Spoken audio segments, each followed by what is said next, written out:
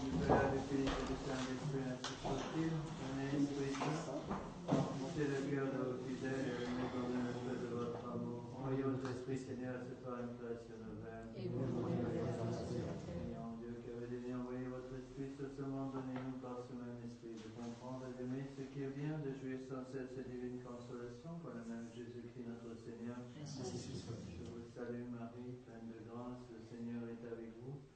Vous êtes bénie entre toutes les femmes, et Jésus, le fruit de vos entrailles, est béni. Sainte Marie, Mère de Dieu, priez pour nous pauvres pécheurs, maintenant et à l'heure de notre mort. Ainsi soit-il. Saint Ange gardien, Veillez sur nous. Saint Pédis, Priez pour nous. Saint Joseph, Priez pour nous. Saint Thomas d'Aquin. Priez pour Au nous. nom du Père, du Fils et du Saint-Esprit, ainsi soit.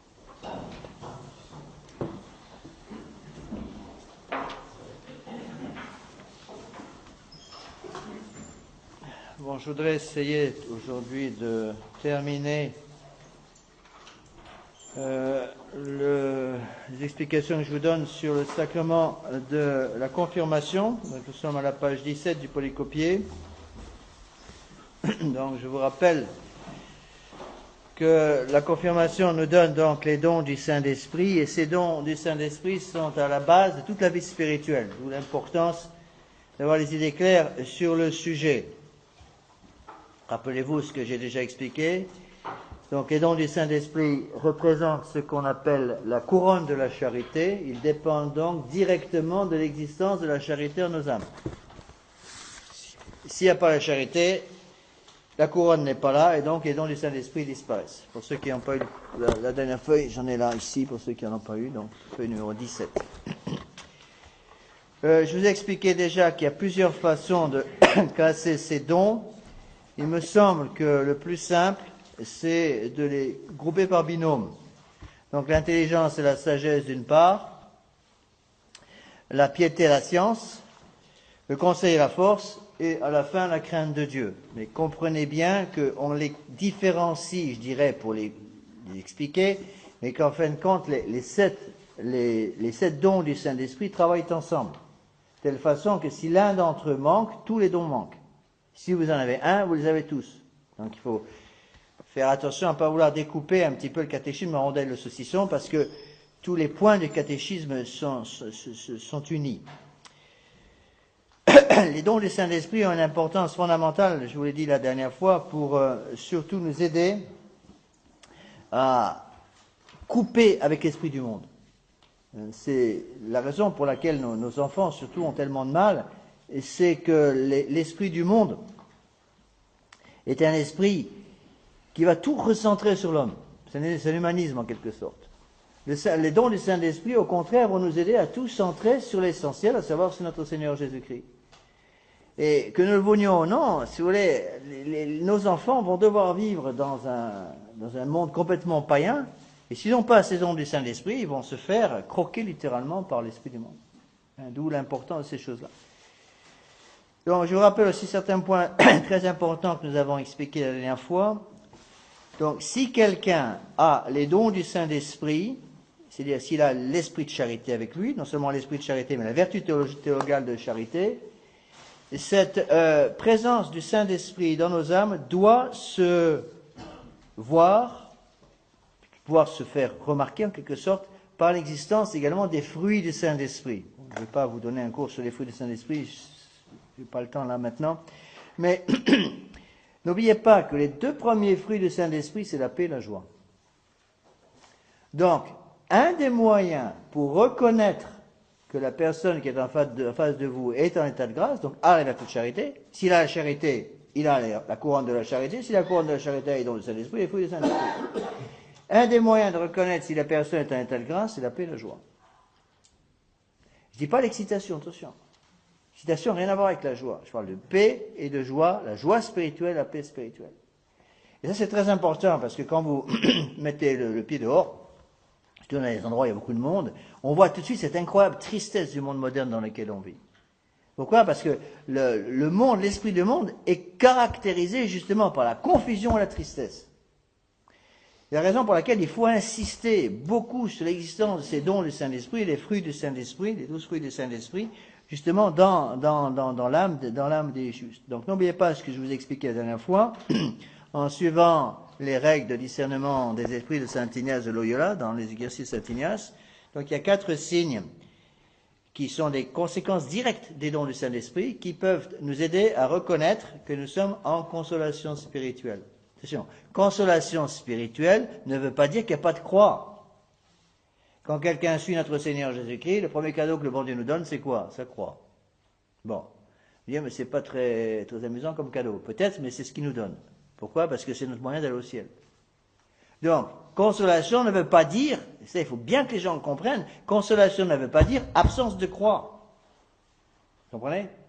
C'est la raison pour laquelle c'est un non-sens pour un catholique de dire au bon Dieu, enlevez-moi toutes mes croix. Parce que quand on demande au bon Dieu de nous enlever toutes les croix, qu'est-ce qui va rester? Plus rien. Parce que c'est justement par la croix qu'on se sanctifie. Donc si on demande au bon Dieu de nous enlever les croix, on enlève les moyens de sanctification, tout simplement. Donc la prière des catholiques, c'est pas « Oh mon Dieu, enlevez-moi toutes mes croix », c'est « Oh mon Dieu, donnez-moi la sagesse pour comprendre l'importance de ces croix pour moi et comment je peux, avec les croix que vous m'envoyez, sanctifier mon âme ». Donc, qui dit consolation ne dit pas absence de croix. Consolation, dans le sens de la vie spirituelle, une consolation, si vous voulez, c'est une présence en quelque sorte du Saint-Esprit en nous qui se manifeste justement par un désir de se rapprocher chaque jour davantage du bon Dieu. C'est pour cela que Saint Ignace donne 4 signes que vous devez bien connaître: la joie, la paix, la lumière et l'attraction vers le beau. Et quand j'essaie d'aider une âme en tant que prêtre à monter un peu vers le bon Dieu, je regarde ces signes, est-ce qu'ils sont là? Est-ce qu'il y a la paix? Est-ce qu'il y a la joie? Est-ce qu'il y a la lumière? Est-ce qu'il y a l'attraction vers la beauté? Au contraire, quand nous sommes en désolation, alors encore une fois, attention, on peut être en désolation, ça ne veut pas dire que puisque nous sommes en désolation, nous sommes en état de péché mortel, attention, c'est 2 choses différentes. Quelqu'un peut être en désolation et être en état de grâce. Vous avez des saints qui ont passé presque leur vie entière en désolation complète. Par exemple, je vais vous donner l'exemple de Sainte Thérèse de l'Enfant Jésus, qui a passé presque toute sa vie au monastère chez les carmélites, presque toute sa vie religieuse en état de désolation totale. Et il est évident qu'on se sanctifie encore plus vite par la désolation que la consolation. La désolation, c'est vraiment un raccourci pour aller au ciel, ça c'est sûr et certain, à condition de savoir la prendre dans le bon sens. Alors, 4 signes qui nous aident à comprendre ce qu'est une désolation. Donc, quand on est en désolation, si vous voulez, encore une fois, ça ne veut pas dire qu'on soit en état de péché mortel, mais le démon travaille avec la désolation. Donc, il utilise les désolations que le bon Dieu peut permettre dans une âme pour sauter en quelque sorte sur cette désolation et essayer de la faire décrocher la grâce sanctifiante. Donc, il y a 4 signes par lesquels on peut reconnaître une désolation. Donc, contre la joie, évidemment, la tristesse. Contre la paix, la confusion. Contre la lumière, l'obscurité. L'obscurité de l'âme, si vous voulez, qui fait qu'on n'arrive plus à voir ce qu'il faut faire. Comme vivre dans une espèce de brouillard constant, si vous voulez. Et enfin, au lieu de l'attraction vers le beau, l'attraction vers le laid. Alors, ce dernier signe, il y a 2 signes, je crois, qui sont très importants là-dedans, surtout la tristesse et l'attraction vers les choses laides. Si vous constatez en vous, ou chez un de vos enfants, surtout chez les adolescents, si vous constatez chez eux cette tristesse et cette tendance, cette attraction vers les choses laides, vous pouvez être pratiquement sûr qu'ils sont en désolation. Alors attention, encore une fois, être en désolation ne veut pas forcément dire qu'on est en état de péché mortel. Beaucoup de gens font cette erreur de penser que consolation marche avec état de grâce et désolation marche avec état de péché mortel. C'est faux. Consolation spirituelle, si vous voulez, c'est vrai, marche en général avec état de grâce, mais on peut être en désolation tout en étant en état de grâce. C'est le cas de beaucoup de saints. C'est là justement où les dons du Saint-Esprit vont intervenir pour nous aider, si vous voulez, surtout par l'usage du don de sagesse, à remettre de l'ordre dans notre âme. Et tous les dons du Saint-Esprit travaillent ensemble. Mais le bon Dieu, selon le type de désolation contre lequel nous avons à lutter, va nous donner, si vous voulez, surtout un certain don du Saint-Esprit dont nous avons plus besoin. Par exemple, je ne sais pas, imaginez que vous ayez, par exemple, des fortes tentations contre la vie de prière, par exemple. Ça arrive, on n'a plus envie de prier. Bon. Ben, le bon Dieu ne nous demande pas de prier quand tout va bien. Il nous demande aussi, et surtout, de prier quand tout va mal. Bon, il est évident que pour prier quand tout va mal, il faut un don spécial du Saint-Esprit. Lequel? Non, piété, bien sûr. Donc il va falloir le don de piété, surtout quand on n'a pas envie de prier. Bon, est-ce que ça veut dire, parce qu'on n'a pas envie de prier, qu'on est en tel péché mortel? Bien sûr que non. Vous avez des grands saints qui avaient certainement, un certain matin, pas envie de prier du tout. Mais le don de piété va s'exercer justement pour contrebalancer en quelque sorte ces influences du monde. Alors, on va continuer un petit peu là-dessus. Je voudrais vous citer un texte pour vous aider un peu à comprendre l'importance de ces dons. Je voudrais vous citer un texte peu connu des pères de l'Église. Je tire ce texte du livre de Monseigneur Gaume, le traité du Saint-Esprit, en 2 volumes, qui est certainement un des meilleurs livres de Monseigneur Gaume. Monseigneur Gaume, c'est un grand écrivain contre-révolutionnaire du XIXe siècle. Et son livre sur les traités du Saint-Esprit est certainement un de ses meilleurs livres. Bon, c'est été publié par les éditions Céramiques, ont édité presque tout Monseigneur Gaume. Alors, attendez, je vous retrouve ça. Donc, j'ai trouvé là, ce matin, un texte très intéressant, justement, sur les dons du Saint-Esprit. Comment les pères de l'Église conçoivent, justement, les dons du Saint-Esprit. Et vous verrez qu'ils ont une conception tout à fait différente de la nôtre. Et comme l'esprit de l'Église est vraiment manifesté par l'esprit des pères de l'Église, c'est en essayant d'étudier l'esprit des pères de l'Église qu'on va voir l'esprit de l'Église. Alors voilà ce que dit Monseigneur Gaume, c'est la page 104 de son 2e volume. Ici d'abord saint Thomas d'Aquin. Saint Thomas trouve dans la colombe représente le Saint-Esprit. À chaque fois souvent sur les vitraux par exemple, vous voyez la colombe qui symbolise ces dons du Saint-Esprit.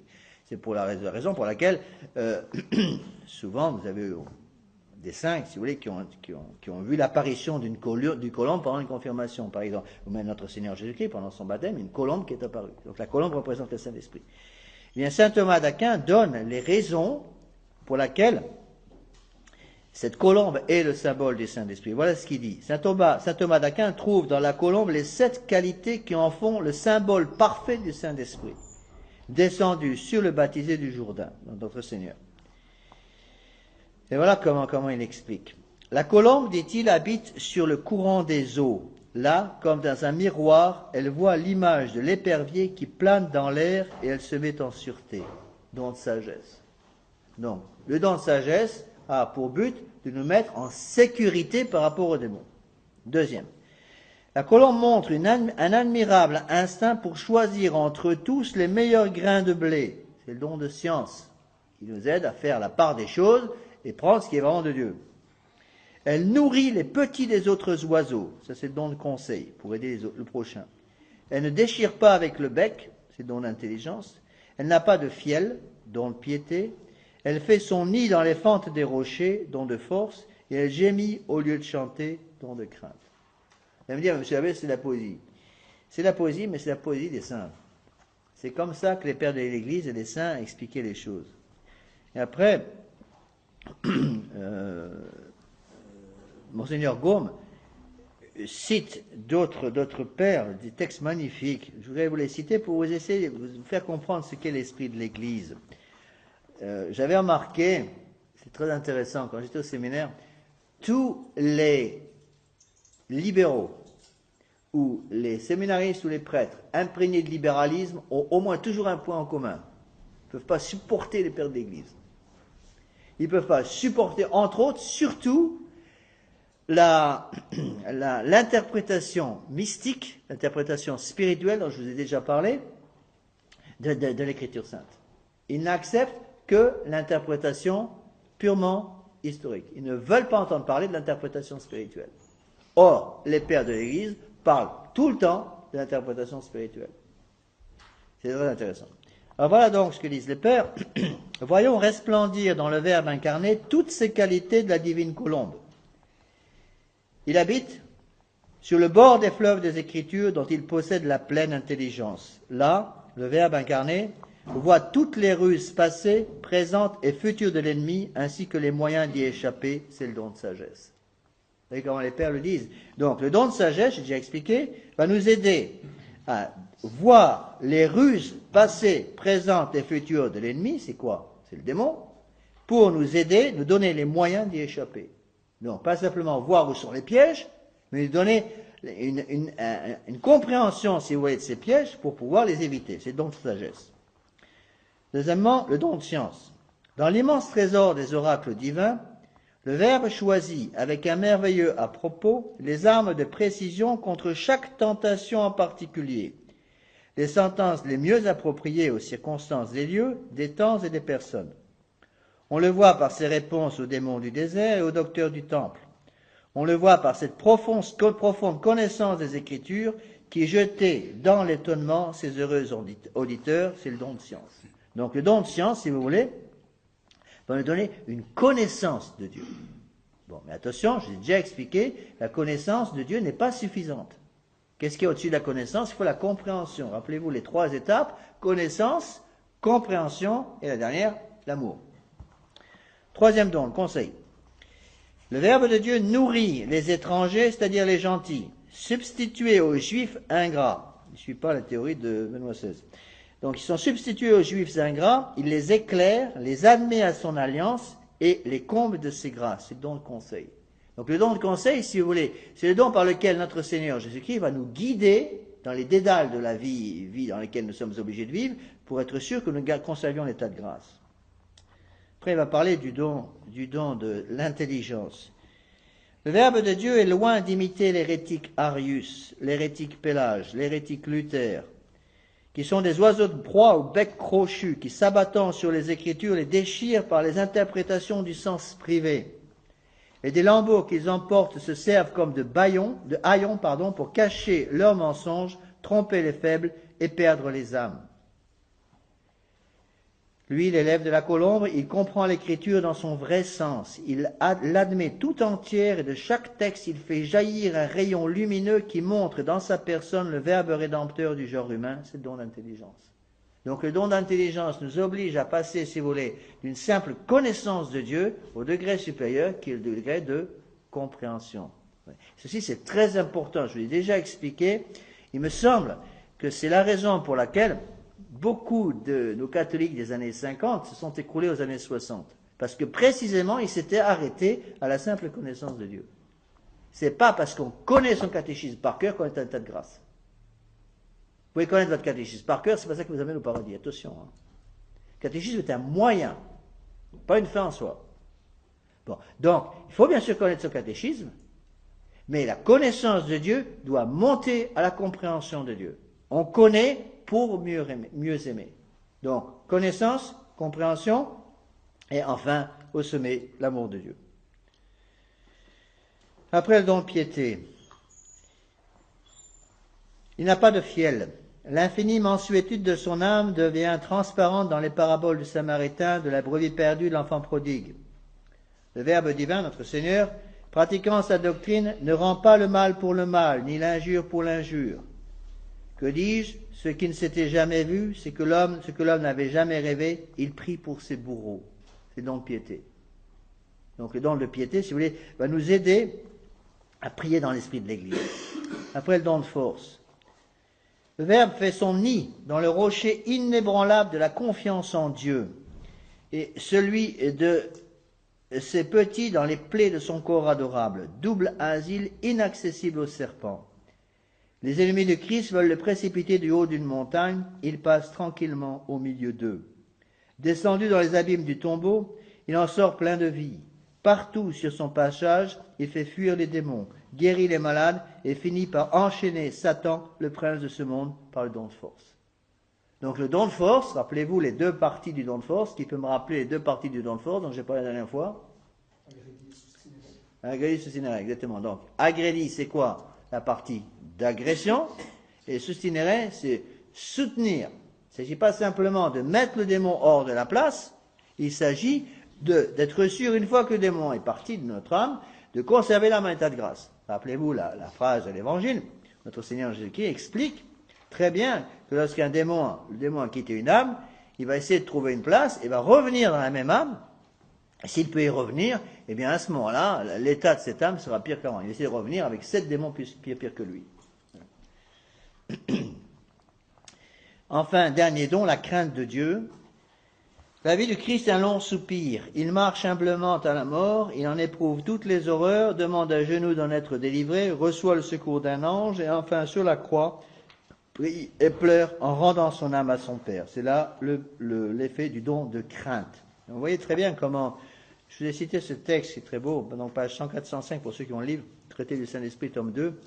J'ai cité ce texte pour essayer de vous expliquer comment les pères de l'Église justement voyaient les choses, tout à fait différents de nous. Alors, si on continue un peu dans ces explications que je vous donne, donc j'avais déjà couvert qu'est-ce que j'ai couvert? Donc la sagesse, l'intelligence, le conseil, la force, la science.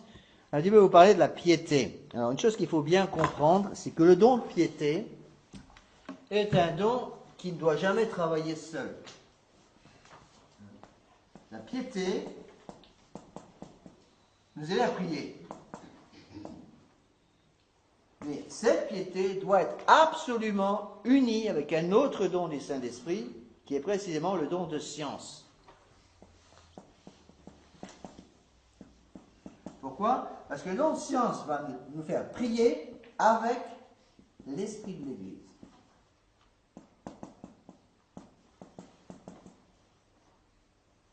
Il y a dans l'Église catholique une certaine liberté dans le choix de vos prières. Vous avez le droit, devant un sacrement, d'exprimer votre amour pour le bon Dieu, un petit peu selon les mots qui sont les vôtres, il n'y a pas de problème. Mais il y a un esprit de l'Église. C'est donc extrêmement important d'apprendre à prier comme l'Église a toujours prié. Ça, c'est quelque chose de très important, parce que le moderniste est un malade d'indépendance. Comme il veut être indépendant, il a horreur des formules toutes faites. Et qu'il veut absolument suivre une espèce de libre examen qui est plus purement protestant en toutes choses.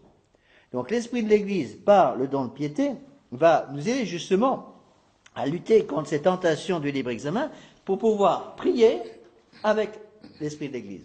Donc l'esprit de l'Église est donné par le don de science, la prière est donnée par la piété. Donc malheur à celui qui a ou la science sans la piété, ou la piété sans la science. Alors, je ne sais pas lequel des deux est pire. Si vous avez la science sans la piété, qu'est-ce qui va se passer?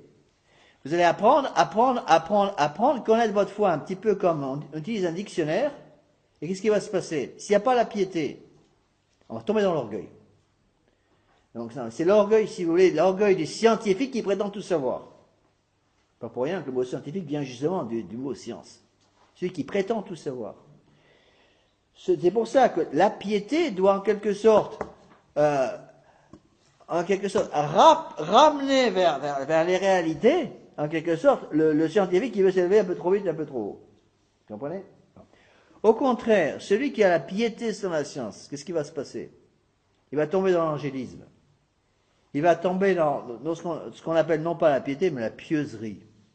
C'est-à-dire sa piété va devenir une espèce de piété déliquescente, une espèce de miel dégoulinant, mais il y aura plus rien derrière. Donc il faut les deux. Il faut la piété et la science. Donc attention à ceux qui vous disent la prière seule suffit. Non, c'est faux. Et attention à ceux qui vous disent la science seule suffit. Donc la piété seule, sans la science, va nous amener au sentimentalisme dans la prière. On ne va plus chercher le Dieu des consolations, on va chercher les consolations du bon Dieu. Et au contraire, si on garde simplement la science sans la piété, on va tomber dans l'orgueil. Voilà la définition, page 17, en bas de la page 17, que donne saint Pie X du don de piété. C'est le don par lequel nous vénérons et nous aimons Dieu et les saints, et nous avons des sentiments de miséricorde et de bienveillance envers le prochain pour l'amour de Dieu. Donc le don de piété, si vous voulez, va nous aider non seulement à prier, donc directement axé sur notre Seigneur, sur Dieu lui-même, va nous aider aussi à avoir cette miséricorde, cette bienveillance envers le prochain pour aider le prochain à se rapprocher de Dieu. C'est ça la piété. Donc la piété nous aide à voir Dieu dans le prochain. Alors c'est très facile pour nous de voir Dieu dans un grand saint ou dans une personne qu'on admire beaucoup. C'est très facile. Une personne qui nous fait beaucoup de bien. Bon, j'avoue que moi-même, j'ai parfois un peu de mal à voir le bon Dieu dans notre cher voisin à côté, là au-dessus. Bon, c'est plus difficile. Et pourtant, il faut apprendre à voir Dieu dans lui. Il a été créé par le bon Dieu aussi. Il ne le sait pas, mais il a été créé par le bon Dieu. Vous voyez? Donc, vous voyez comment ces choses sont importantes. Alors, ce dont agit sur la volonté, c'est la bonne manière d'aimer Dieu. C'est-à-dire aimer Dieu comme Dieu veut être aimé. On a une certaine liberté, mais pas totale. On sert Dieu par comme on veut le servir. On sert Dieu tel que Dieu veut être servi. Vous voyez la différence? C'est capital de comprendre ces choses-là. Donc, il y a une bonne manière d'aimer Dieu, il y a une manière catholique d'aimer Dieu, et je dirais une manière non catholique d'aimer Dieu. Il y a des protestants qui prient toute la journée. Il y a des pentecôtistes qui prient toute la journée. Et ce n'est pas la bonne manière d'aimer Dieu. On n'aime pas Dieu comme on veut. Et c'est pour ça qu'une des façons de vérifier que l'amour que nous avons pour le bon Dieu est véritable, c'est de bien nous convaincre que le véritable amour du bon Dieu doit nous amener à la véritable science de Dieu, parce qu'il y a un lien entre la piété et la science. C'est-à-dire, si je prétends aimer le bon Dieu et que je sors des âneries invraisemblables qui vont contre les catéchismes, mon amour pour Dieu est faux. Si par exemple, sous prétexte d'aimer le bon Dieu, ou de pousser mon prochain à aimer le bon Dieu, je raconte que catholiques et musulmans, on a le même Dieu, eh bien, c'est pas la piété. Même si je dégouline de miséricorde et de gentillesse pour les musulmans, c'est pas la vraie piété, c'est la piété qui est fausse. N'oubliez pas qu'il y a une fausse piété. Il peut y avoir une piété qui est fausse, qui vient du démon. On verra ça plus tard dans la définition de l'Église. Saint Pie dans ce catéchisme, comme une des conditions d'appartenance à l'Église catholique, parle de la vraie foi. Avoir la vraie foi, ça veut dire quoi la vraie foi? Ça veut dire qu'il y a une foi qui est fausse. Une foi qui est fausse. Donc attention, donc le don de piété va nous donner la bonne manière d'aimer Dieu, avec une véritable piété qui évite l'orgueil, d'une part, et en même temps le rigorisme janséniste et le sentimentalisme. Vous voyez comme il faut être équilibré dans ces choses-là. C'est la raison pour laquelle, pour la prière officielle de l'Église, il y a deux prières officielles de l'Église. Quelles sont les deux prières officielles de l'Église? Il y a la messe et le bréviaire. Pour les deux prières officielles de l'Église, il n'y a pas un atome de liberté. Pour la prière officielle de l'Église, qui est la messe, les rubriques sont parfaitement préparées par l'Église, et le prêtre n'a absolument jamais le droit d'introduire sa piété personnelle par des formules personnelles de piété dans le sacrifice de la messe. Pourquoi? Parce que cette messe ne appartient pas. Et donc, au séminaire, on apprend à dire la messe, non pas avec les rubriques qui nous plaisent, que nous inventons, mais avec les rubriques de l'Église. C'est qu'une rubrique. Rubrique, ça vient du latin ruber. Ruber, ça veut dire rouge. Dans un missel d'autel, vous avez des explications, et des prières en noir, et des explications de ce qu'il faut faire en rouge. C'est ça qu'on appelle les rubriques. Et donc, les rubriques vont nous indiquer exactement ce qu'on doit faire. C'est la raison pour laquelle, dans l'Église de Vatican II, ils sont dépêchés de supprimer la messe en 69, parce que la messe dit quoi? La messe la Sainte Messe bloque complètement, justement, cet esprit d'indépendance. Il n'est pas question d'être indépendant en matière de messe pour un prêtre. Il y a parfois une certaine liberté, par exemple, dans le choix de la messe. Certains jours, on a le droit de dire, par exemple, la messe d'un saint ou une messe votive, par exemple, dans certains jours. Ah, très bien. Mais dans le choix, une fois que vous avez choisi votre messe votive que le prêtre veut dire, dans l'exercice de cette messe, il n'a pas le droit de faire ce qu'il veut. Il n'y a plus de liberté. C'est pareil pour le bréviaire. Le bréviaire est même parfois plus compliqué que la messe sur certaines choses. Le bréviaire, si vous voulez, il y a une certaine liberté de l'Église, dans le sens que l'Église nous donne une certaine liberté pour nous dire le bréviaire qui, dans la période de 24 heures, surtout dans le monde moderne, une certaine liberté, c'est évident. Mais dans la façon de dire son bréviaire, chaque prière, chaque iota de la prière est prévu par l'Église. Il n'y a pas de liberté pour ça. Donc, par exemple, le prêtre, pendant sa prière, quand il fait la prière officielle de l'Église, n'oubliez pas, c'est le bréviaire. Lorsque le prêtre récite la prière officielle de l'Église, il n'y a pas de la liberté d'ajouter, par exemple, une oraison qui lui plaît. Il n'a pas le droit de se dire, bon voilà, moi j'aime bien Saint-Michel, alors je vais ajouter une prière personnelle à Saint-Michel dans l'office des bréviaires. Non, il ne peut pas. Vous voyez? C'est ça, là, ce qui explique cette union nécessaire, si vous voulez, entre la piété et la science. Et je pense qu'aujourd'hui, il faut faire extrêmement attention à ça. Donc, deux risques où, excusez-moi, on garde la science sans la piété, là on tombe dans l'orgueil, je vous l'ai expliqué, dans une certaine forme de rigorisme janséniste, bon, ça vient un peu de ça, je pense, ou au contraire, on garde la piété sans la science, et à ce moment-là, on tombe dans le sentimentalisme.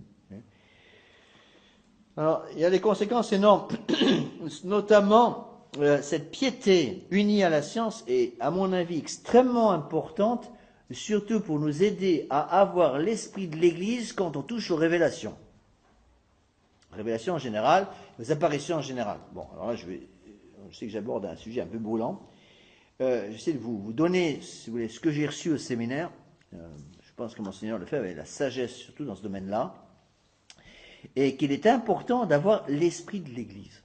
Bon, l'Église a toujours accepté la possibilité pour le bon Dieu lui-même, le Seigneur ou la très Sainte Vierge Marie ou un saint, avec permission du bon Dieu bien sûr, de nous apparaître pour nous donner une aide spirituelle pour avancer contre l'ennemi. Très bien.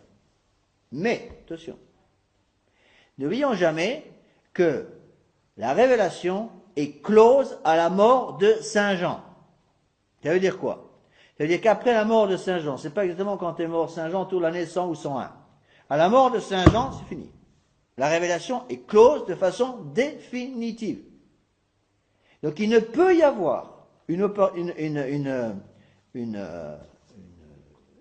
apparition, si vous voulez, qui va rajouter quelque chose qui n'est pas déjà contenu dans la révélation. Est-ce que vous comprenez ce que je veux dire? La révélation est close à Saint Jean. Une révélation privée peut aider. Une révélation même reconnue par l'Église peut aider, très bien. Mais ne peut jamais contredire quelque chose qui est déjà prévu ou explicité dans le message de la révélation. La raison pour laquelle l'Église a toujours été extrêmement prudente dans l'usage des révélations. Bon. Alors on a le droit, bien sûr, ça c'est, je pense, l'application en pratique du don de piété joint au don de science, on a le droit d'utiliser pour ses dévotions personnelles, dans les parties libres, justement, on a le droit d'utiliser certaines apparitions privées qui peuvent vous aider. Très bien. À titre privé, vous avez le droit de le faire. Si à titre privé, je sais pas moi, telle apparition, peut-être même un peu douteuse, mais qui donne un beau texte sur la Sainte Vierge, par exemple, vous aide à faire une bonne action de grâce après la communion, à titre privé, très bien, faites-le, pas de problème. Mais attention, le prêtre doit déjà suivre une règle de prudence supplémentaire. Pourquoi? Le prêtre n'est pas un homme privé, c'est un homme public. Donc, le prêtre, c'est quoi? Le prêtre, c'est le ministre de notre Seigneur Jésus-Christ. Donc il y a des choses que peuvent peut-être dire des personnes privées que ne peut pas dire un prêtre. Pourquoi? Parce que le prêtre doit dire ce que l'Église a toujours dit. Vous comprenez ce que je veux dire? Donc dans les apparitions, il faut quand même faire attention. Il faut, à mon avis, distinguer les apparitions reconnues par l'Église et les apparitions non reconnues par l'Église. Actuellement, vu la charmante pagaille qui règne, il faut même préciser un peu plus. Les apparitions reconnues par l'Église avant 1958, donc mort du pape Pie XII, et les apparitions reconnues ou pas d'après 58, donc après la mort de Pie XII. Bon. Mon intention n'est pas de dire que toutes les apparitions d'après 58 sont fausses, je n'ai pas dit ça. Je dis simplement que actuellement, nous n'avons plus autorité, non pas, ni vous ni moi, nous n'avons autorité pour déterminer que telle apparition qui a lieu, si la Très Sainte Vierge Marie vous apparaît demain matin, j'ai aucune autorité pour déclarer cette apparition comme venant de Dieu, aucune. En principe, qui faisait ça? Qui a autorité pour déclarer que telle apparition que telle personne prétend recevoir vient vraiment de Dieu et qu'il n'y a dans cette apparition aucune faute, aucune erreur contre la foi? Qui a cette autorité? Le pape. Bon. Ne demandez pas à Benoît XVI de faire ce travail. C'est absolument évident. Puisque nous sommes orphelins d'autorité, il ne faut donc pas chercher à avoir une garantie d'orthodoxie par des gens provenant des gens qui ont perdu la foi. Ça me semble absolument évident. Alors, je ne dis pas encore une fois que toutes les apparitions modernes après 58 sont fausses, mais il faut quand même faire extrêmement attention. Bon. Attention, une autre chose aussi qu'il faut bien savoir, des principes de la théologie de l'Église, c'est que même lorsqu'une apparition est reconnue par l'Église, je pense par exemple à l'apparition de Lourdes, l'apparition de Fatima, l'apparition de Notre-Dame de Guadeloupe, par exemple, même lorsqu'une apparition est reconnue par l'Église, attention, il ne peut y avoir dans l'enseignement de cette apparition aucune chose qui appartient je dirais, qui va être utilisée par l'Église pour établir un dogme. Lorsque l'Église établit un dogme, elle établit un dogme à partir du contenu de la révélation, pas à partir d'une apparition même véritable. Je vous donne un exemple pour que vous compreniez bien. En 1854, le pape Pie IX a décrété le dogme de l'Immaculée Conception de la Très Sainte Vierge Marie. 4 ans plus tard, en 1858, la Très Sainte Vierge Marie est apparue à Sainte Bernadette Soubirous à Lourdes en lui disant « Je suis l'Immaculée Conception ». Nous devons croire en l'Immaculée Conception de la Très Sainte Vierge Marie, non pas parce que la Très Sainte Vierge Marie a dit à Sainte Bernadette qu'elle était l'Immaculée Conception, mais parce que l'Église, par l'intermédiaire du pape Pie IX, nous a donné l'Immaculée Conception comme dogme de foi. Donc la Très Sainte Vierge n'est venue que confirmer ce qui existait auparavant. Oui. Donc il ne peut pas y avoir, à partir du moment où vous avez une apparition, quelle qu'elle soit, qui commence à vous dire, parce que j'en ai vu beaucoup comme ça, qui commence à vous dire que la révélation de notre Seigneur Jésus-Christ est incomplète, et que l'apparition va donc compléter des choses qui n'ont pas été données aux apôtres, vous pouvez immédiatement jeter cette apparition à la poubelle, ce ne peut pas être de Dieu, c'est impossible. Alors, parfois c'est clair, parfois c'est pas clair du tout. Donc, Monseigneur Lefebvre nous donnait une règle, que personnellement j'ai toujours suivie comme prêtre. Il nous disait, en tant que prêtre, puisque nous sommes des hommes publics, nous devons donner non pas nos opinions personnelles, il n'y a pas de place pour les opinions personnelles dans un séminaire, sauf dans les domaines libres de l'Église, qui sont très rares. Puisqu'il n'y a pas de place pour les opinions personnelles, il nous donnait comme règle de ne pas parler en tant que prêtre des apparitions non reconnues par l'Église, d'une part, avant 1958, d'autre part. Donc il posait deux conditions: apparition reconnue par l'Église, premier point; deuxième point, avant 58. Encore une fois, il ne disait pas que toutes les apparitions d'après étaient fausses, il ne nous a jamais dit ça. Mais il nous dit attention. Surtout actuellement, puisque, évidemment, ceux qui prétendent avoir l'autorité à Rome racontent n'importe quoi, ne font plus les examens canoniques qui étaient avant faits de façon très, très, très poussée, ils racontent n'importe quoi. Donc on ne peut plus faire confiance. Donc faites extrêmement attention à ça, et cela peut vous éviter bien des déboires. Il y a beaucoup d'apparitions qui... Alors, attention, vous avez le droit, je vous l'ai déjà dit, vous avez le droit d'utiliser à titre purement privé quelque chose qui vient d'une apparition, je dirais même si elle n'est pas reconnue par l'Église, du moment que c'est purement privé pour vous, de façon privée, pour vous aider à prier. Très bien. Mais attention à garder l'esprit de l'Église. C'est ce que je vous demande. C'est la raison pour laquelle, non, j'ai pas les documents avec moi, un jour je donnerai peut-être une conférence complètement là-dessus, c'est pour ça qu'il faut faire quand même très attention avec des livres qui ont été publiés, surtout par les pays de langue anglaise, mais qui commencent à apparaître aussi en France, qui ne sont pas entièrement mauvais d'ailleurs, mais qui présentent certains dangers. Je pense par exemple au livre de Maria Valtorta, le poème de l'homme-dieu. Je ne sais pas comment ça s'appelle en français, je crois que c'est le poème l'évangile, est-ce qu'ils ont changé le titre en français? C'est l'évangile qui m'a été conté, non? C'est ça. Parce qu'en anglais, c'est le poème de l'homme-dieu. Je ne sais pas pourquoi ils ont changé le titre. Bon, je fais des pages et des pages et des pages et des pages. Attention. Attention. Donc quand on examine un peu et qu'on fait une étude un peu complète de la chose, on se rend compte qu'il y a eu des condamnations de l'Église, il faut le connaître. Il y a des dangers aussi, par exemple, avec même Anne-Catherine Emmerich. Les livres des révélations d'Anne-Catherine Emmerich, est-ce que vous savez que ça n'a jamais été écrites par elle, mais ont été écrites par son secrétaire, Brentano. sans l'accord d'Anne-Catherine Emmerich. Bon. Donc c'est le secrétaire qui a entendu les révélations que la Très Sainte Vierge Marie a données à Anne-Catherine Emmerich, révélations qui étaient vraisemblablement vraies, ça je peux le croire, et qui lui en a fait une espèce de résumé qu'il a publié après. Attention, c'est pas Anne-Catherine Emmerich, c'est Brentano qui a fait le livre. Donc il y a des tas de choses qui ont pu passer par ce biais de ces apparitions qui peuvent faire du mal aux âmes. Vous voyez ? C'est la raison pour laquelle Monseigneur Jean-Paul Trémé au séminaire nous demandait de ne pas lire Maria Valtorta. Et je crois qu'il avait raison. Alors, j'avais remarqué, par exemple, chez beaucoup de fidèles, certains fidèles avaient pris comme résolution, par exemple, de lire, je crois qu'il y a, je ne sais pas en langue française, mais en langue anglaise, il y a 12 volumes de Maria Valtorta. Ils en lisaient un volume par mois, tout le temps. Tout le temps, tout ce qu'ils lisaient. Un volume par mois de Maria Valtorta. Puis quand je leur demandais de lire un peu un catéchisme de Saint-Pédis, ils me disaient qu'ils n'avaient pas le temps. Je te donne un autre exemple. Pour vous expliquer comment le démon peut travailler. Quand j'étais à Strasbourg, il y en avait beaucoup de fidèles qui allaient dans une apparition San Damiano en Italie. Bon, je ne veux pas porter un jugement là-dessus, je n'ai pas l'autorité pour ça.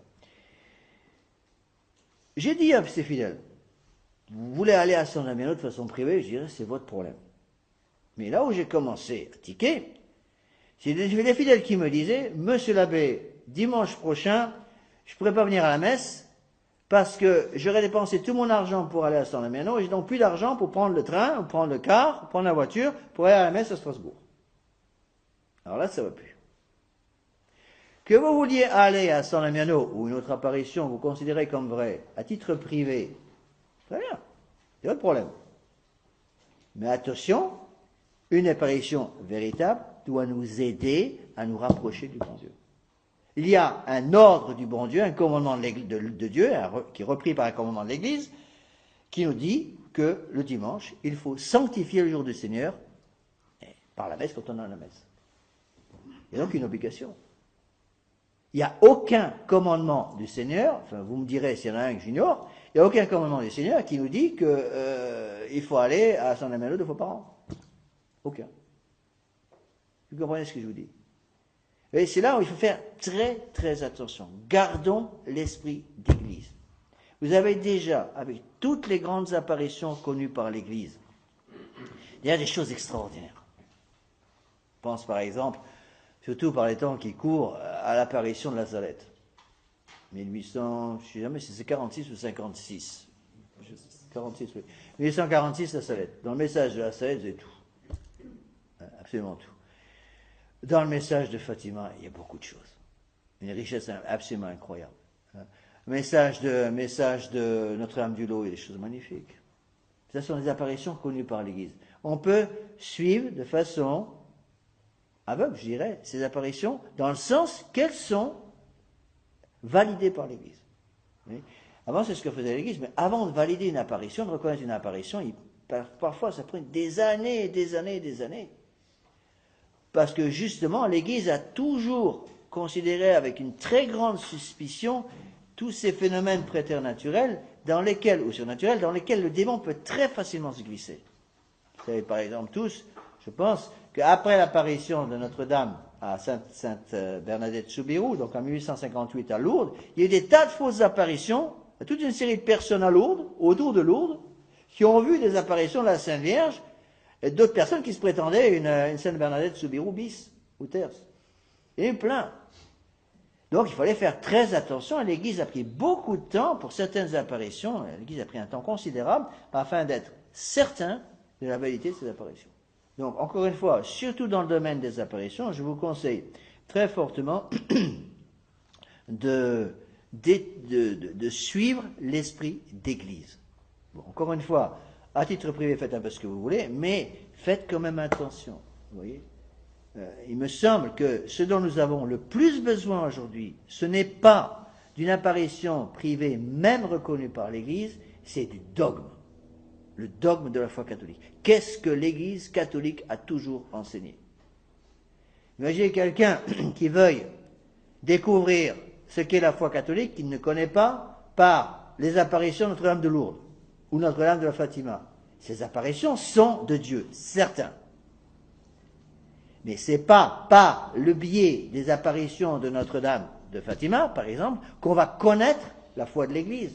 Je dirais à quelqu'un qui m'aborde en disant, Monsieur l'abbé, je ne suis pas catholique, je voudrais connaître la foi de l'Église, qu'est-ce que je dois étudier? Qu'est-ce que vous allez lui donner? Catéchisme. Il dit, voilà, prenez le catéchisme de Saint-Pédis, prenez le catéchisme de Gaspari, prenez le catéchisme du Concile de Trente, et étudiez.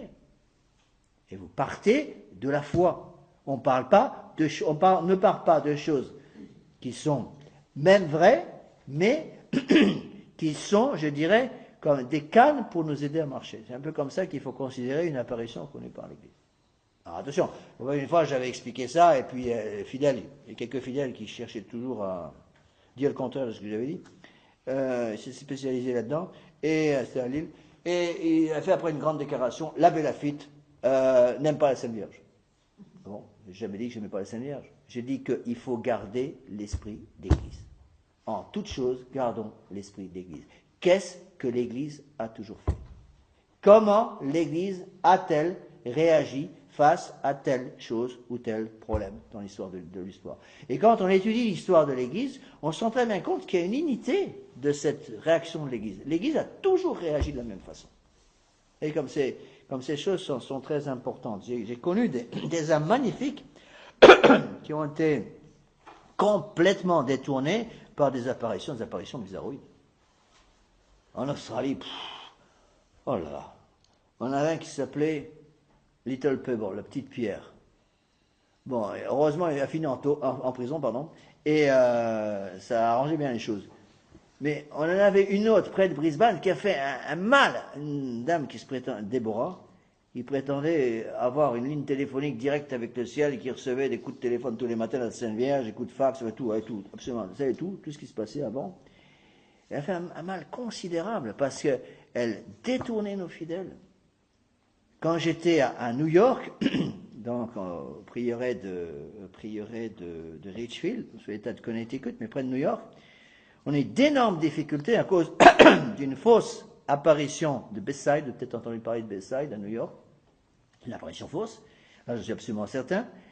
Et Veronica Lequesne, qui prétendait avoir ces apparitions, a fait un mal considérable parce que justement, elle utilisait son influence qu'elle avait sur les gens qui venaient à assister à ces extases, soi-disant extases, et les poussait à ne pas venir à la messe traditionnelle. En disant non, il faut rester dans vos paroisses pour donner le bon exemple dans vos paroisses. Résultat des courses, les gens arrêtaient de venir à la messe chez nous, commençaient à aller à la nouvelle messe et perdaient la foi. Voilà, dans le travail de Veronica Lequesne. Ce sont des exemples que je peux vous donner. Il y en a plein comme ça. On a beaucoup de problèmes au Mexique aussi, avec des fausses apparitions de ce genre. Il y en a partout, absolument partout. Donc attention de ne pas mélanger les moyens et la fin. J'insiste un petit peu sur ces choses-là qui sont très très importantes. Donc, je vous conseille de suivre cette règle, la règle de sécurité absolue. On reconnaît toutes les apparitions reconnues par l'Église avant 1958. Bon, après, faire attention. On continue. Le don de crainte de Dieu. En bas de la page 17. Le don de crainte de Dieu, voici la définition que donne Saint Pédis. C'est le don qui nous fait respecter Dieu et craindre d'offenser sa divine majesté, qui nous détourne du mal en nous portant au bien. Donc, je répète, le don qui nous fait respecter Dieu et craindre d'offenser sa divine majesté. Donc, le don de crainte de Dieu n'est absolument pas un don qui nous fait craindre Dieu lui-même. Le don de crainte de Dieu est un don du Saint-Esprit qui va nous faire craindre d'offenser Dieu. Vous voyez la différence? C'est pas du tout pareil. Donc le don de crainte de Dieu est un don qui va nous aider à éviter le péché, tout simplement. Celui qui pêche, qui offense le bon Dieu d'une façon ou d'une autre, surtout par le péché mortel, est quelqu'un qui n'a pas en lui la crainte de Dieu. On dit que le don de crainte de Dieu est le plus petit des dons du Saint-Esprit. C'est peut-être vrai, mais n'oublions pas que le don de crainte de Dieu est le début de la sagesse. Donc, on dit que le plus grand, c'est la sagesse, et le plus petit, c'est le crainte de Dieu. Mais tout est relatif, parce que la crainte de Dieu est le début de la sagesse. Donc celui qui n'a pas le plus petit n'a pas le plus grand. Vous voyez qu'ils sont tous imbriqués les uns dans les autres. Donc attention à ce don de crainte de Dieu qui est d'une importance absolument fondamentale. Donc ne pas oublier Pas oublier ces choses-là. Le don de crainte de Dieu va, voilà le texte ici que j'ai mis, donc le don de crainte de Dieu donne la sainte inquiétude d'offenser Dieu et de le perdre par le péché, car c'est lui et lui seul qui nous maintient par miséricorde dans l'état de grâce. Cette expression de don de la sainte inquiétude n'est pas de moi. En fait, c'est Mademoiselle Lusquenette.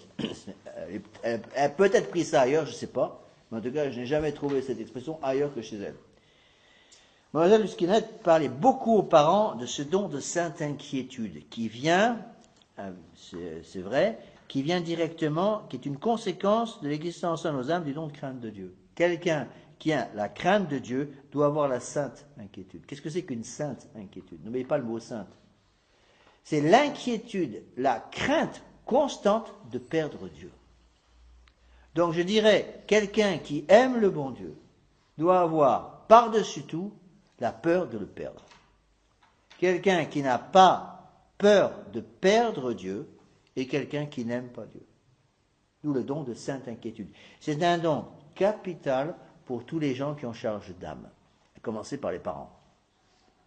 Quand des parents ont des enfants, ils doivent, leur premier travail, on verra ça plus tard dans le sacrement de mariage, leur première fonction, c'est d'aider ces enfants à aller vers le ciel.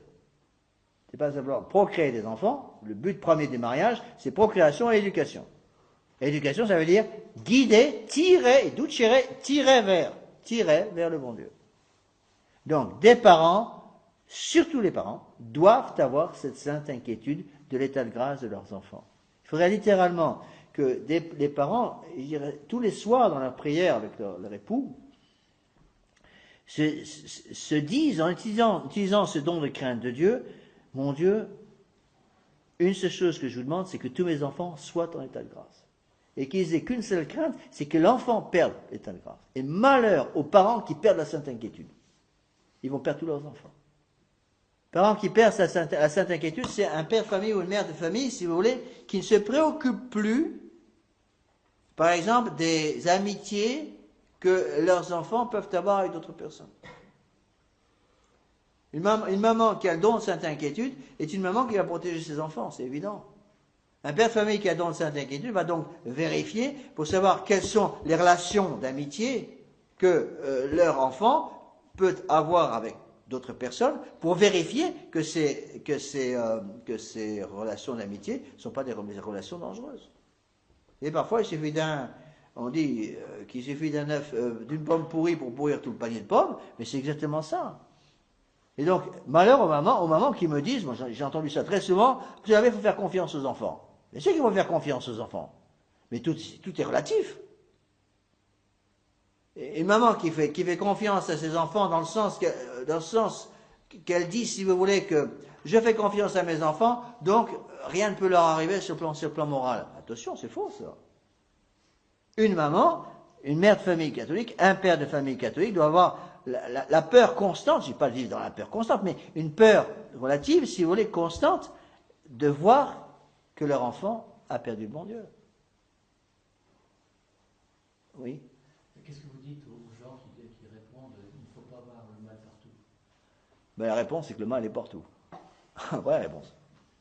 Et la réponse, c'est sainte, la mère de Saint-Louis, donc Blanche de Castille, mais c'est la Blanche de Castille, la mère de Saint-Louis, qui disait à son fils, beau-fils, je préférais vous savoir mort à mes pieds que savoir que vous avez offensé Dieu par un seul péché mortel. C'est ça la sainte inquiétude. Quand je vois des parents, j'ai vu ça, je ne sais pas combien de fois même dans la tradition, des parents qui, par exemple, vont laisser leurs grands adolescents ou leurs jeunes adultes, 17, 18 ans, aller passer toute la soirée par exemple, chez des amis, où il y a une surprise party, une boum, une surboom, je ne sais pas comment on appelle ça maintenant, organisée. Aux États-Unis, ils appellent ça des rallyes, je ne sais pas comment on appelle ça ici. Bon, un truc de ce genre organisé. Et puis, les enfants sont en train de danser entre eux, il n'y a pas un seul adulte qui est là pour surveiller. Et bien, j'ai dit, ces parents sont responsables de tout ce qui va se faire de mal dans la salle. Il y a la responsabilité des parents, là, qui me semble énorme, c'est évident. Ces parents qui vont tranquillement jouer au bride pendant ce temps-là en disant les enfants sont à l'étage, ils font ce qu'ils veulent, mais on leur fait confiance, c'est tous des braves gars, des braves filles, mais ils croient au péché originel, ces gens-là, ou non? Donc le don de sainte inquiétude va dire à ses parents, attention! À partir du moment où tous ces jeunes se retrouvent entre eux, il peut y avoir malheureusement des péchés qui soient commis. Donc une mère de famille, un père de famille qui aime ses enfants doit donc vérifier pour être sûr que rien ne se passe. Bon, c'est le Saint Curé d'Ars qui disait à propos il faut lire le sermon de Saint Curé d'Ars sur les danses. Alors là, un jour on parle de ça. Le sermon de Saint Curé d'Ars sur les danses, il dit que quand on commence à danser, l'ange gardien s'en va tout de suite. Et à la place, il y a le démon qui vient le remplacer. Ce qui fait qu'à la fin, il y a autant de danseurs que de démons sur la piste de danse. Voilà ce qu'il disait. Il a tout un sermon pour dire, il y a 10 commandements de Dieu, il n'y a pas un seul des 10 commandements de Dieu qui n'est pas violé de façon grave par les gens qui dansent. Voilà ce qu'il disait. Et il disait ça au début du 19e. Qu'est-ce qu'il dirait aujourd'hui? Ah, monsieur l'abbé, il faut faire confiance. Attendez, le démon existe. Bien sûr qu'il ne faut pas vivre dans la peur constante. Bon, ne tombez pas dans l'excès inverse. Je ne suis pas du tout d'accord aussi en matière d'éducation avec des gens, par exemple, qui vont faire vivre leurs enfants dans la crainte constante de l'enfer. Ça, c'est pas normal. Bon. Qu'on parle aux enfants de l'enfer et des fins dernières, très bien. Que l'unique motif qui les pousse à rester en état de grâce soit l'enfer, non. Quand je prêche l'exercice, j'explique toujours, attention, si l'unique motif pour lequel vous restez en état de grâce c'est la crainte des feux de l'enfer, vous ne garderez pas l'état de grâce longtemps. Il faut passer d'une contrition imparfaite, c'est-à-dire une contrition, j'ai expliqué ça, contrition de nos péchés à cause de la crainte du péché, à une contrition parfaite, l'amour de Dieu. Donc on arrivera à vivre en état de grâce ce jour où on a l'amour du bon Dieu en soi. Bien sûr, il faut garder, il faut conserver la foi de l'Église concernant les fins dernières, notamment l'enfer, c'est évident. Vous voyez comme il faut cet équilibre. Et qu'est-ce qui donne cet équilibre? C'est le don de sagesse. C'est les dons du Saint-Esprit qui équilibrent tout ça. Vous voyez comme ces choses sont extrêmement importantes. Malheur aux parents qui n'ont pas la sainte inquiétude. Je me rappelle une fois, ça m'est arrivé, j'ai jamais oublié ce cas-là, j'ai été invité à manger d'une famille américaine et je connaissais assez peu les parents, je connaissais pas du tout les enfants, donc les parents m'invitent, et j'étais en train de manger avec cette famille, et puis avant le repas, bon, je vais vous faire l'apéritif, et puis on parlait un peu, je posais des questions sur leurs enfants. Bon, on dit, on parlait de leurs enfants, le nombre d'enfants qu'ils avaient, etc. Bon. Et puis, j'ai posé la question, mais vos enfants sont tous des bons enfants? Ah oui, monsieur l'abbé, ce sont des bons enfants. Bon. Et on parlait entre autres des 2 jeunes filles qui étaient dans leur maison, j'ai pas encore vu. Et on était encore en train de parler de tout ça, et 2 jeunes filles qui ont débarqué dans le salon. Elles prenaient la porte pour aller voir des copains. Il fallait voir la tenue des jeunes filles. Oh mon Dieu. Mais vraiment habillées comme des femmes de mauvaise vie. Alors, elles sont parties. Elles n'ont même pas dit bonjour, ciao, comme ils disent là-bas, et puis hop, ils sont bons. Et je dis aux parents, c'est qui ça? Ah ben c'est nos 2 filles. Ah bon? Et vos 2 filles, elles n'ont pas le péché originel, vos 2 filles? Ah ben, pourquoi on dit ça, monsieur l'abbé? Ben oui, je suis quand même un peu surpris de la tenue. Et avant dans cette tenue, danser toute la nuit, qu'est-ce qui va se passer? Quand elles sont en état de grâce, vos filles? Ah ben oui, monsieur l'abbé, c'est des bonnes filles, tu parles. Et ça dans la tradition, hein. Je parle pas dans les milieux protestants ou les milieux modernistes, dans la tradition. Bon, alors, bien sûr, dans certains cas, ce n'est peut-être pas la faute des parents. Malheureusement, des cas où des enfants, on a un peu tout envoyé promener, malgré les efforts des parents, bon, il y a des cas douloureux, c'est vrai. Attention à ce don de la sainte inquiétude qui dépend directement du don de crainte de Dieu. Sainte inquiétude, c'est ça, c'est vivre dans, je dirais, l'espoir constant que mes enfants vivent tous en état de grâce, et donc dans la crainte que mes enfants n'offensent le bon Dieu. C'est Tobie, je crois, dans l'Ancien Testament, qui offrait des sacrifices constamment pour ses, ou Job aussi, il y a 2 cas, Job et Tobie qui offraient des sacrifices pour leurs enfants, justement, au cas où ils aient offensé le bon Dieu. Au cas où ils ont offensé le bon Dieu. Ça, c'est la sainte inquiétude. Donc je pense qu'une mère de famille, qu'un père de famille, je m'excuse d'insister là-dessus, mais ça me semble un point extrêmement important, un père de famille, une mère de famille doivent avoir cette sainte inquiétude. Malheur aux parents qui n'ont pas la sainte inquiétude. Alors, on retrouve ce dont j'ai parlé aux conférences sur l'éducation, donc ça touche, les dons de crainte de Dieu doivent intervenir dans les trois fins de ceux qui sont en autorité. Je vous ai déjà parlé. Il y a le devoir d'enseigner le magistère, le devoir de sanctifier le ministère, le devoir de gouverner. Magistère, ministère, gouvernement. N'oubliez pas que des parents ont, de par leur fonction de parents, de par le fait qu'ils ont reçu de Dieu la grâce sanctifiante, c'est la grâce du sacrement de mariage, ont le devoir d'aider leurs enfants. Un autre point, je voudrais parler rapidement. Bon, pour terminer donc cette partie, à partir de vendredi prochain, il n'y aura pas de cours, attention, et on reprendra les cours le premier vendredi du mois de janvier, je ne sais plus quand c'est. On reprendra avec le mariage. Mais il y a une chose dont je voudrais un peu vous parler pour vous aider à comprendre l'importance des dons du Saint-Esprit, surtout du don de sagesse et de tout ce qui est autour du don de sagesse. Donc, je vous ai dit que les dons du Saint-Esprit vont nous aider dans la vie spirituelle à lutter contre les désolations. Alors, je voudrais vous expliquer un peu, je m'excuse de répéter ces choses pour ceux qui connaissent bien les exercices Saint-Ignace, parce que ce sont des choses qui sont bien expliquées dans les exercices, mais peu de gens les connaissent. Donc, c'est des conseils que je donne à tous les parents, tous ceux qui ont charge d'âme, toutes les âmes en général. Donc, que faire? C'est là où vont intervenir les dons du Saint-Esprit. Que faire lorsque je suis en désolation? Donc, je vous ai déjà expliqué, je vais finir avec ça aujourd'hui. Quand je suis en désolation, je reconnais la désolation par 4 signes. Rappelez-vous les 4 signes, ne les oubliez pas, s'il vous plaît. Qui peut me redonner les 4 signes? Tristesse, confusion, obscurité et attraction vers le lait. Bon. Quand je vois les 4 signes, tristesse, la confusion, l'obscurité de l'âme et l'attraction vers le lait, je sais que je suis en désolation. Attention, je l'ai déjà expliqué, ça ne veut pas dire que c'est un péché mortel, mais ça veut dire que le démon va venir mettre sa sale patte dans le système.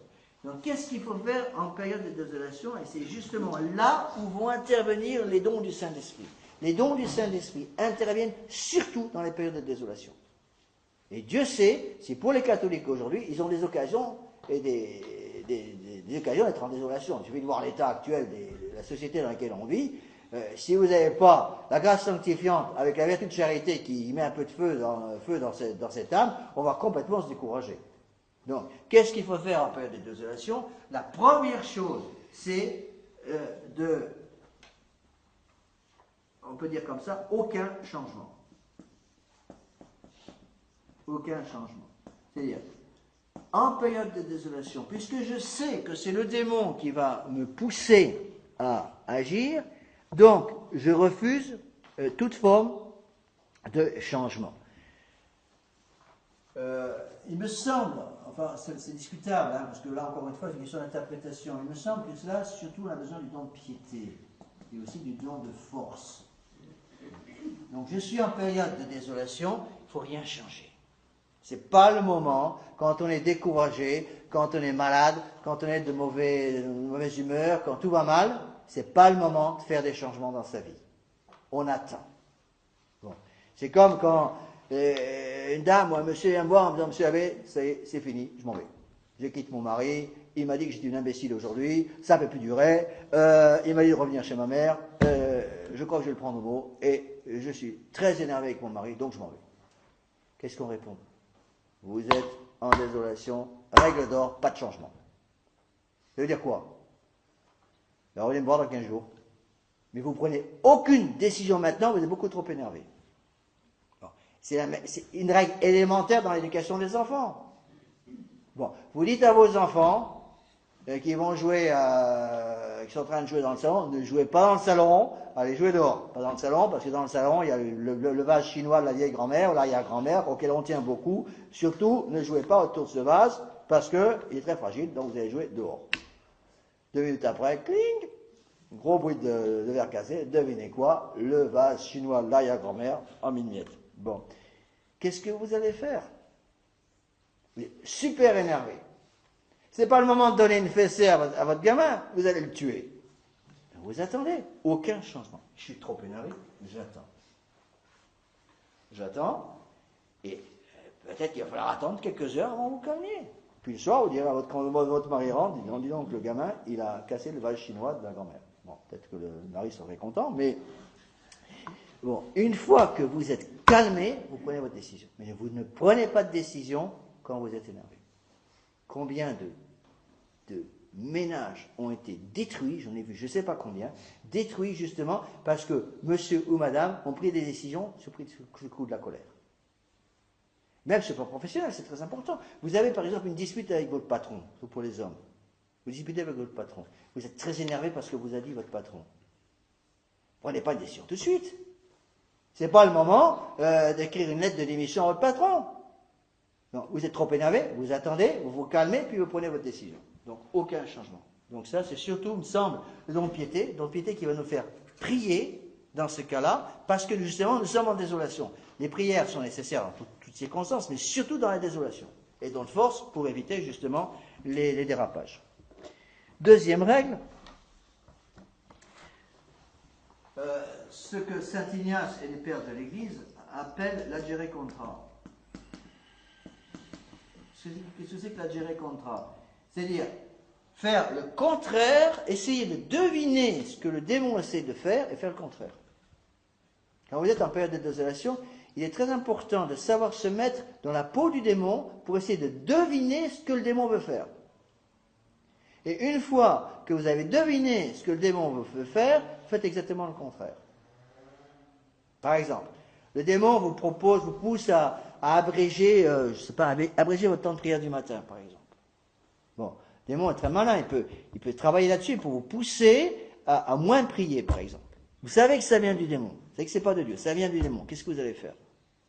L'agere contra, ça veut dire, en utilisant les dons du Saint-Esprit, surtout le don de force, dans ce cas-là, vous allez, utilisant le don de force, vous allez prier un peu plus. Vous étiez habitué à faire une prière du matin de 10 minutes. Le démon vous pousse à en faire que 5 minutes. Qu'est-ce que vous faites? Faites une prière du matin de 12 minutes. Vous allez voir, le démon va s'en aller. Hein.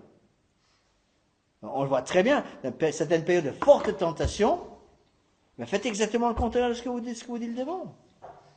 Vous êtes très énervé, par exemple, avec tel membre de votre famille, votre belle-mère, par exemple, vous ne pouvez plus la supporter parce que, je ne sais pas quoi, à cause d'un cadeau de Noël qu'elle n'a pas donné ou qu'elle a donné.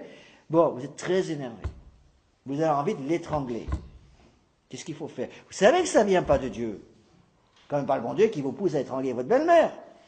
Puisque vous savez que ce n'est pas Dieu, qu'est-ce que vous allez faire? Faites le contraire. Vous achetez un gros bouquet de fleurs, vous allez offrir un beau bouquet de fleurs à votre belle-mère. Ce qu'on appelle l'agere contra. Et les dons du Saint-Esprit travaillent là-dessus. Sans les dons du Saint-Esprit, c'est impossible de faire ça. Troisième règle. Il y a 4 règles dans Saint Ignace. Troisième règle, capitale aussi, donc dans les périodes de désolation, se faire aider. Se faire aider. Donc ici, l'agere contra, c'est surtout la force, le don de force, et puis la sagesse, évidemment. Se faire aider, ça veut dire prendre conseil. Donc c'est quel don qui va agir? Don de conseil, évidemment.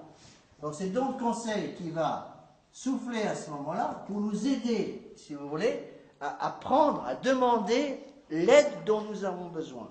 Dans bien des cas, il suffit de demander un peu d'aide à quelqu'un qui peut aider. Combien de fois j'ai vu ça dans la vie spirituelle? Tous les prêtres vous diront la même chose. Des personnes qui sont, par exemple, avec des très fortes tentations, qui sont presque des espèces comment on appelle ça en français, de tentations qui reviennent constamment, un peu comme des obsessions en français, c'est ça, des obsessions. Bon. Je dis souvent aux gens qui ont des obsessions de ce genre, dites aux professionnels, dans ce cas des professionnels, dites aux prêtres que vous avez ces tentations. Le simple fait que vous dévoilez vos tentations aux prêtres, parfois ça suffit pour les éliminer. On attend le coup comme ça. Parce que le démon qui pousse, il voit que vous dévoilez vos tentations à quelqu'un qui a grâce d'état pour vous aider en matière spirituelle, le prêtre, et immédiatement il n'y a plus rien à faire, ça va. Vous voyez? Donc, se faire aider, accepter de se faire aider, en matière spirituelle. Donc, dans bien des cas, pour les choses purement spirituelles, ça peut être un prêtre. Dans d'autres domaines, ça peut être un membre de votre famille. Bon, imaginez, moi ça m'arrive de temps en temps. Imaginez, c'est un exemple que je donne, bien sûr. Imaginez un homme qui a des tentations professionnelles à cause de, je sais pas, à cause de situation professionnelle déterminée, qu'il a des tentations de faire des bêtises. Bon, mais je dis, mais parlez-en à votre épouse. Vous lui parlez un petit peu de votre difficulté, votre tentation que vous avez avec telle ou telle personne, à cause d'un fait que vous ne pouvez pas contrôler, eh bien, vous êtes tenté de dévoiler vos tentations à quelqu'un qui peut aider. Parfois, ça peut être l'épouse. Le simple fait de dévoiler à son épouse une tentation très forte, souvent ça suffit. C'est suffisant pour que le démon s'en aille parce qu'il voit qu'il a été découvert. Enfin, quatrième règle de Saint Ignace, donc, qu'on retrouve aussi dans beaucoup de pères de l'Église. Hein. Saint Ignace les a resserrés en quelque sorte. N'oubliez pas que c'est la Sainte Vierge Marie elle-même qui a donné les exercices de Saint Ignace à Morez en 1523, je crois. Donc, la dernière règle, c'est protéger son point faible. Protéger son point faible.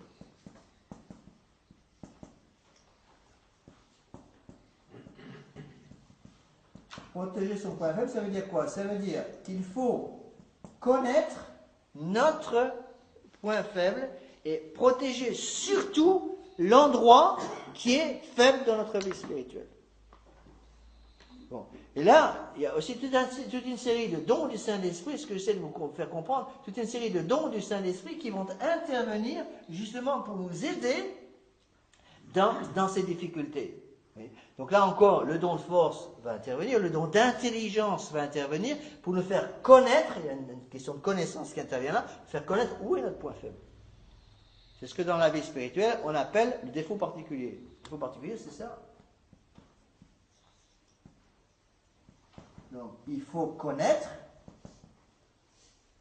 la faiblesse de notre organisme spirituel. On a tous un point faible. Le démon le connaît très bien. Bon, si le démon connaît très bien, vous pouvez être sûr qu'il va l'utiliser.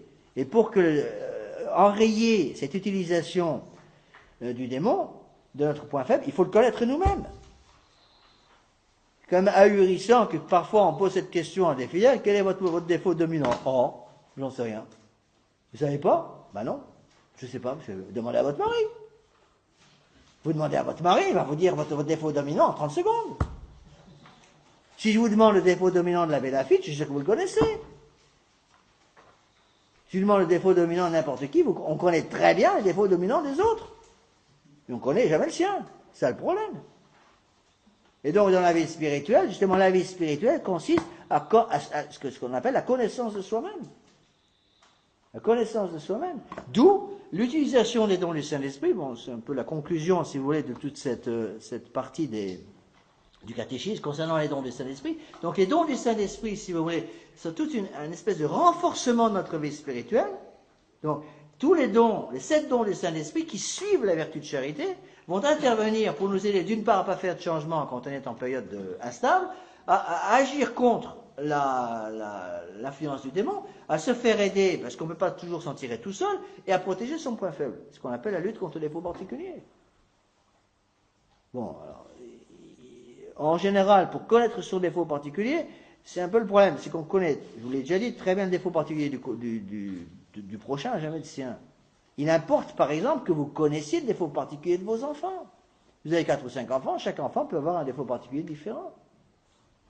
Bon, il me reste 10 minutes, je vais vous expliquer très rapidement comment on découvre, en règle générale, après il faut appliquer au cas par cas, mais comment des petites règles toutes simples pour nous aider à découvrir le défaut particulier. Il me semble que, donc, n'oubliez pas ces 4 règles, et vous verrez comme il faut les utiliser dans l'éducation des enfants.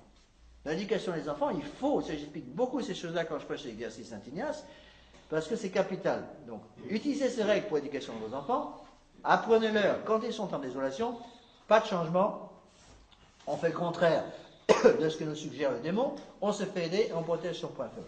Maintenant, dernier point, pour découvrir son point faible,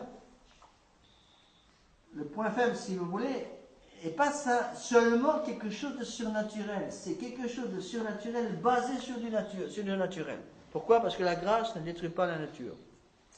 Donc en général, pour connaître son point faible, donc savoir dans quel domaine surtout je vais avoir besoin des dons du Saint-Esprit, il faut connaître ce qu'on appelle son tempérament. Bon. Alors, bon, je n'ai pas l'intention de faire tout d'un coup ce tempérament, ça prendrait beaucoup trop de temps, mais très rapidement, puisqu'il me reste quelques minutes. Donc, il y a encore une fois, au niveau des tempéraments, là, ce n'est plus la foi, attention, là on passe dans la psychologie. Donc ce n'est pas l'existence de 4 tempéraments, ou 8 tempéraments, ou 12 tempéraments, selon la façon dont vous les classez, n'est pas quelque chose de foi. C'est donc quelque chose qui est en dehors de la foi, mais qui aide justement à garder l'état de grâce. Donc il y a 4 tempéraments, il faut bien connaître. Donc il y a un tempérament qu'on appelle le tempérament colérique, le tempérament sanguin, le tempérament mélancolique. Il y a un H en français ou non? Colique, il y a un H? Pas d'H? Mélancolique. Et le tempérament flegmatique. Bon, il y a d'autres façons de classer, mais c'est plus simple comme ça. Donc, il importe de savoir son tempérament. Alors, attention, sur le tempérament, il faut avoir du bon sens. On a en général un tempérament primaire qui se voit tout de suite et un tempérament secondaire qui est en dessous. C'est capital pour des gens, par exemple, qui veulent se marier. Première chose que vous devez savoir, quel est le tempérament de mon futur conjoint. Est-ce que je vais être capable, avec le tempérament que j'ai, de mener à bien les fins pour lesquelles je vais recevoir le sacrement de mariage avec une personne qui a un tempérament, qui a tel tempérament. Par exemple, si vous avez un tempérament flegmatique, vous n'allez pas épouser une jeune fille qui a un tempérament flegmatique. Ça va devenir la Belle au bois dormant dans votre maison. Plus rien va être fait. Si au contraire vous avez un tempérament colérique, j'en suis pris, vous n'allez pas épouser une jeune fille qui a un tempérament colérique. Mais elle est très mignonne, elle est peut-être très mignonne, mais ça va être la 3e guerre mondiale tout le temps dans votre maison. Il faut du bon sens un peu. Alors, tempérament colérique, c'est quoi? C'est tout simple, donc on réagit comme ça. Tempérament colérique, on réagit très vite, et la réaction dure. Voilà, ça c'est colérique. Le colérique, tempérament colérique, le défaut particulier du colérique, c'est l'impatience. La colère et tout ce qui tourne autour de la colère. Donc il faut arriver à déterminer quel est mon défaut particulier et justement utiliser les dons du Saint-Esprit là-dessus. Le sanguin, c'est un tempérament qui réagit très vite, mais ça ne dure pas. Ça ne dure pas. C'est un tempérament très volatile. Bon, attention, il y a beaucoup de bons points à chaque tempérament. Il y a des bons points, des points négatifs dans chaque tempérament. Tempérament sanguin, j'appelle ça tempérament papillon, parce que c'est un tempérament qui voltige tout le temps. Il y a des gens qui changent d'idée comme des Suisses constamment, et qui ont des tas de points, des points très intéressants. Par exemple, le sanguin, surtout chez les jeunes filles, c'est une personne qui est toujours très joyeuse de tempérament, très optimiste, c'est une bonne chose. Alors, en général, le défaut particulier du sanguin, à cause justement de cette tendance qu'il a, le défaut particulier du sanguin, c'est la superficialité. Parfois, ça frise au mensonge d'ailleurs. Il est très superficiel, il touche à tout, il ne fait rien à fond. Mais il faut le savoir, il faut bien lutter contre ça. Le mélancolique, c'est le tempérament le plus riche. Le mélancolique, il va réagir lentement et la réaction va durer. Donc il prend son temps. Le mélancolique est un tempérament extrêmement riche.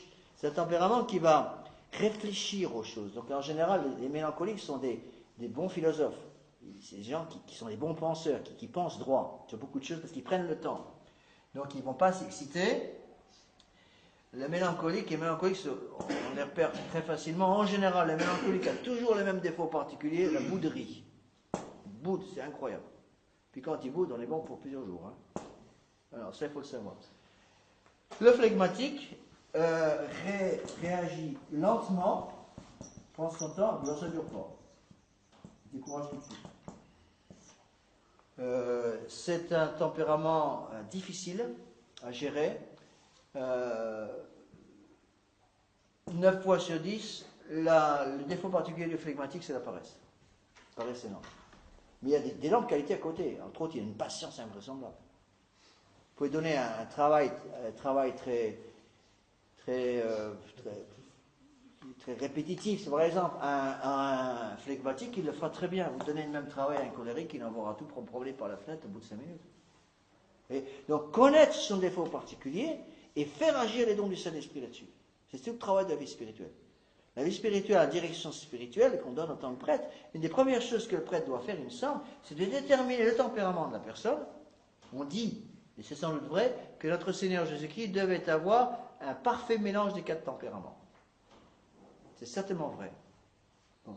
Alors, il y a des saints qui sont devenus des grands saints, justement en disant les bons points de leur tempérament. Sainte Marie-Madeleine, par exemple, était une grande mélancolique.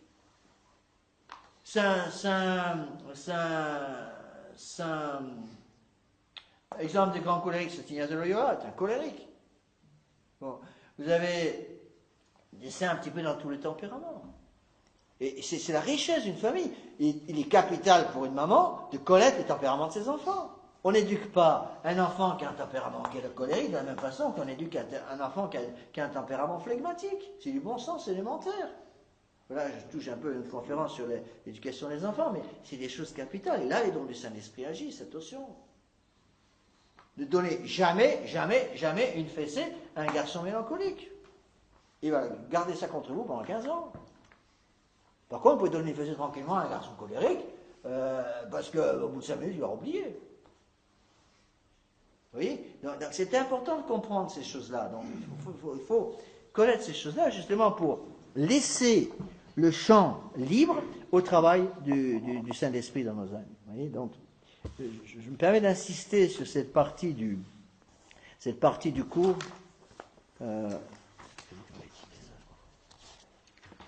Je me permets d'insister sur cette partie du cours, donc relisez pendant les vacances de Noël, puisque vendredi prochain vous n'avez pas de cours, donc relisez, je vous conseille de relire pendant ces vacances, surtout tout ce qui a été dit à partir du polycopier, ce qui a été dit sur les dons du Saint-Esprit.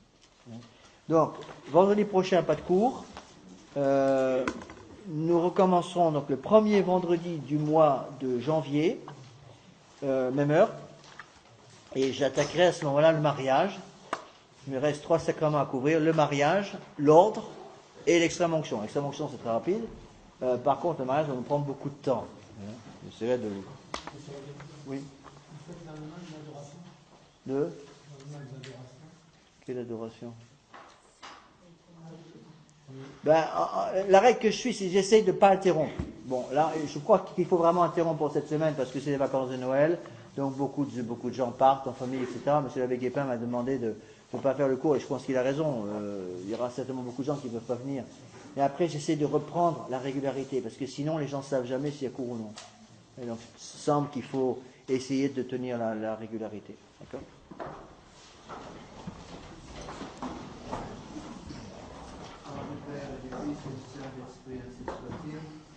Je vous salue Marie, pleine de grâce, le Seigneur est avec vous. Vous êtes bénie entre toutes les femmes et béni le fruit de vos entrailles. Sainte Marie, Mère de Dieu, gloire soit rendue au Père, au Fils et au Saint-Esprit. Nos saints anges gardiens, du Père, du Fils et du Saint-Esprit.